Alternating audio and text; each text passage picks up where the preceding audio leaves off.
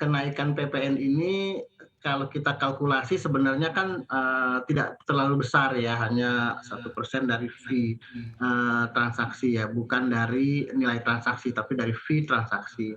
Eee, tentunya, kalau kita lihat, kita akan bisa bagi 2 tipe investor. Pertama adalah investor institusi, lokal maupun asing, dan tentunya ada investor retail. Buat teman-teman di, broker yang memiliki klien, investor institusi tentunya, mereka sepertinya akan mem-pass on, kenaikan PPN ini ke, investor gitu. Karena ketika teman-teman yang melayani, investor institusi itu mereka punya breakdown yang jelas gitu ya, berapa Ya. transaksinya, berapa fee, berapa,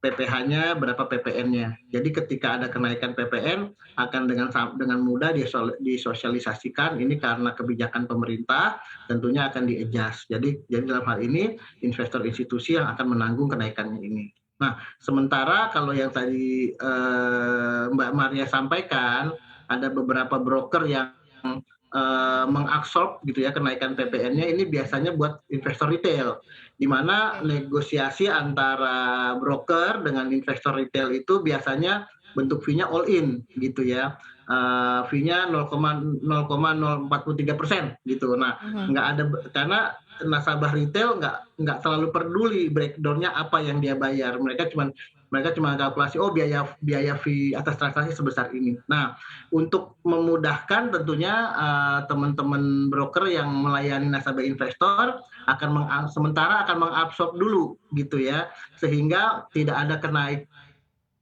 kenaikan fee. Jadi seolah-olah investor retail itu tidak tidak di-charge adanya kenaikan fee. Jadi selisih yang Oke. 1% atas PPN itu, menjadi tanggungan atau menjadi biaya dari, broker. Jadi mungkin seperti itu, Mbak Maria kira-kira ya mekanismenya. Kebetulan kita di API juga sempat ada diskusi memang, Mhm. sepertinya teman-teman seperti itu. Jadi teman-teman yang, ada dua perlakuan kira-kira seperti itu menghadapi investor retail dan investor institusi memang, ada perbedaan perlakuan. Jadi ada komunikasi yang memang sudah disampaikan juga ya ke investor berarti ya Pak Heru ya. Kalau tadi disampaikan katanya fee transaksi jangan naik dulu, berarti untuk sementara waktu jangan naik tapi nanti akan ada kenaikan di kemudian hari atau seperti apa? Dan kalau misalnya dikatakan kompensasi, nah kompensasinya ini apa yang akan diberikan ke investor Pak Heru? Oke, kalau komunikasi tentunya, teman-teman anggota API dalam hal ini broker ya, itu sudah mensosialisasikan ke investor ya, lewat website, lewat, saluran-saluran yang ada lah ya, sehingga sepertinya seharusnya investor juga sudah aware adanya, kenaikan PPN ini. Memang, seperti saya bilang, teman-teman yang di retail kan tidak, sebagian besar gitu ya, mungkin bisa saya bilang, tidak menaikkan fee atas kenaikan PPN ini.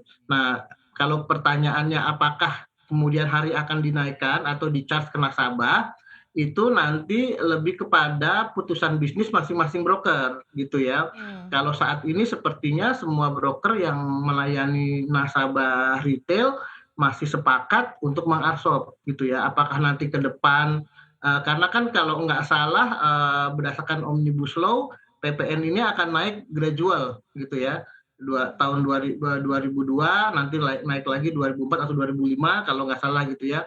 Jadi 12% sampai nanti 15%. Nah, eee, apakah kenaikan itu seterusnya akan diabsorb oleh broker?